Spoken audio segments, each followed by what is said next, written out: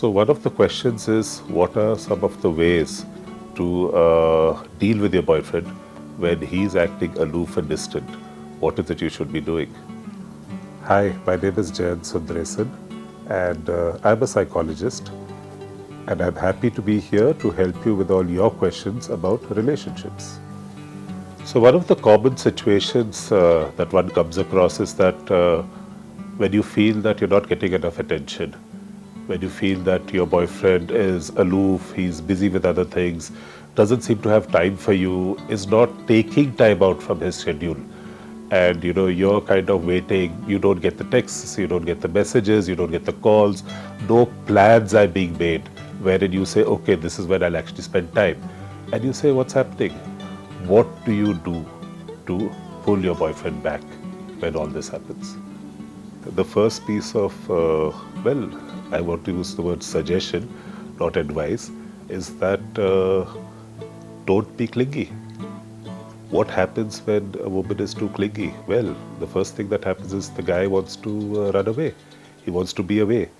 He is trying to be where he would be comfortable. And while your expression of your feelings gets converted into clinginess or even nagging, that is actually counterproductive. So, in a nutshell, don't be clingy. So, apart from not being clingy, what is also important is to not always be available. You need to be the person who around there is a sense of mystery. You continue to be alluring. The same things which brought you together have to continue for some more time. If you're going to be available all the time, if there is no mystery, there is no allure, after some time you're going to find that he fades away. His interest shifts, he gets bored, and now he's somewhere else. So that was a piece of relationship advice for ladies. Okay, so one of the things which people say that who should initiate texting? What should be the time frame? Well, my suggestion is give space, because your man needs space. Do not initiate texting. Don't be the one calling up. Let him initiate. Let him make the first move. And when the person texts you, do not double text or triple text. One single text, that should do it. Another important piece of relationship tips for women is, playing hard to get. Because, as I was saying, when you're always available, that actually means that you're there on tap whenever he wants, rather than when he has to put in the effort, when he has to work to get you, then he has to earn it.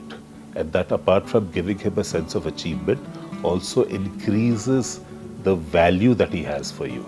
So definitely playing hard to get is the way to go. Another relationship advice for ladies is that you should start saying no. Now, not no every time, not no for each and every single thing, but rather a concept of a pushback. Don't be a pushover, don't be a nomad, but be the person who holds her own. Be the person who has her own opinions, her own value system, and has her own interests also. No doubt, common ground is what your relationship is also based on, but definitely do say a no in between, so that it's not always his way. For example, let's look at cuisine, for example. There could be a time where he wants to have, say, burgers, and you want to have Italian. And you need to stand your ground. It should always be that you give in, and whatever cuisine you have, or wherever you go for dinner, whenever you go out, is always his choice. So definitely stand your ground. Like I'm saying, certain amount of pushback has to be there. It earns you respect, and it also underlines your space, independent space in the relationship.